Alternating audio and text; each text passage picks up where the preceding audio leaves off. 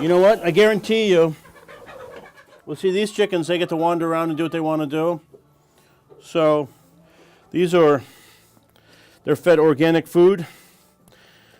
They wander around all day long, have a pretty good life. I have not lived on a farm my whole life. I used to live in a little town called New York City, but I did shovel horse manure there.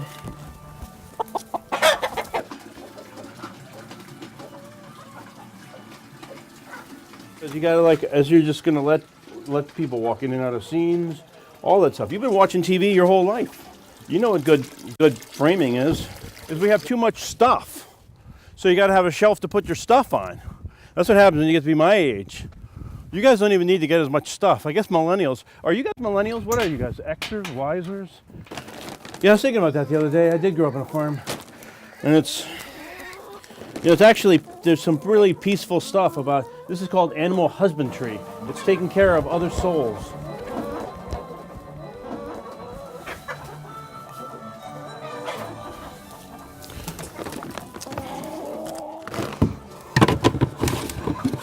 Confucius said something along the lines, and I'm gonna bastardize Confucius, but it's like life is, hard and cold and hungry, but when it's good, enjoy it, right? Film has the power to change lives. And, the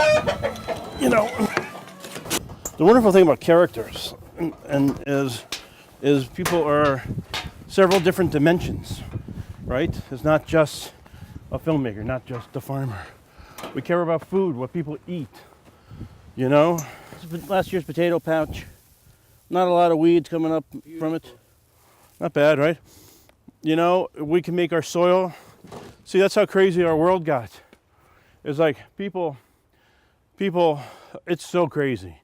You want me to get going? I can start talking about how freaking crazy it is. Take a look at this yard. Nobody has ever put any kind of pesticide or anything like that on it in the last 18 years. It's ridiculous. And then the kids are tracking it, and your dogs have poison on the bottom of their feet. The kids have it in the bottom of their shoes. They touch your shoes, they put it in their mouth. Hello, we trying to kill people here? Maybe. Cheese and crackers. Over there. He's happy. You miss him? I miss Jim. Yeah, I've known Jim my whole life. I know you miss him. I do miss him. Thank you, Jakey.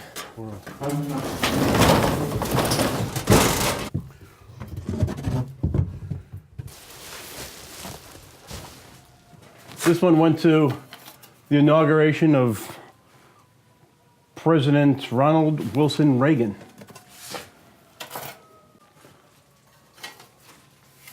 This, my ex-father-in-law, was in the 82nd Airborne. You could use this one with the metal trestles, so it's just what fits.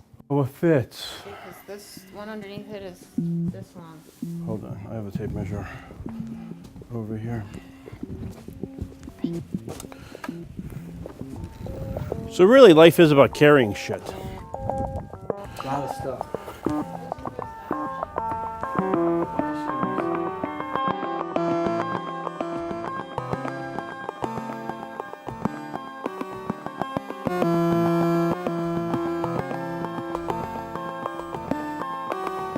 And so you're hearing yelling and screaming. You see people in shock sitting down next to the station. That's where the roller coaster thing comes in. You see bodies coming in with severed heads, blood all over the freaking roller coaster. And I say, come on, Mikey, let's get on. Let's get in the roller coaster with me. And he's like, no, man. I don't want to go on that. I'm like, Mikey, you want to know what a good story was, right? We should also say that you are a documentary filmmaker, have shot all over the world. Harvey Hubbell V. My name is Harvey Hubbell V. Thank you so much Thanks for for coming coming. on today to talk I'm about really looking forward to I come from Newtown, Connecticut, where the air is clean and the grass is green. My favorite one was I got kicked out of writing classes in college, but I ended up winning Emmys for writing voiceovers. I live right now in Litchfield, Connecticut, on a farm, and that's who I am. That's where I come from. Well, I used to have my office in my house, my house that I lived in, and so I'm kind of moving my office next door to my house. I feel like I'm successful. And, you know, I mean, these guys might have to commute. Like, staff has to commute, but I don't have to commute, so. And we have a lot of what we need right here. We store our equipment. You have equipment closets. You have office supply closets. It's just, you know, our house is like our battleship. The people who are successful, if that's what the question is, you know, do they have to be competitive? I don't know. I think they have to have passion. And then, you know, then competition comes out. You know who you're always competing with. You know, the worst person in the world to compete with is yourself all the time. You know, I mean, that's you know, that's the challenge, right? So, you know, when I say the worst person, I mean, that's the person who you gotta do, you know, did you do the best that you can possibly do? So you don't need to be competing with the next person. I mean, you got a full-time job competing with yourself, right? You know what happens when you're not winning?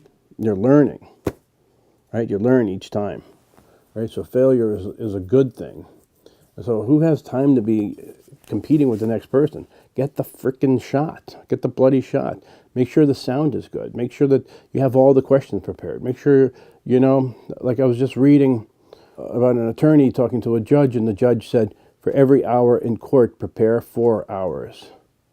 So for every time you're going off on a set or you're going off to think about questions, you need time to prepare for those questions.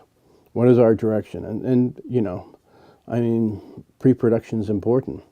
And what are we doing? And what do we want? Right? I mean, I would think in pictures. I would like daydream in school. And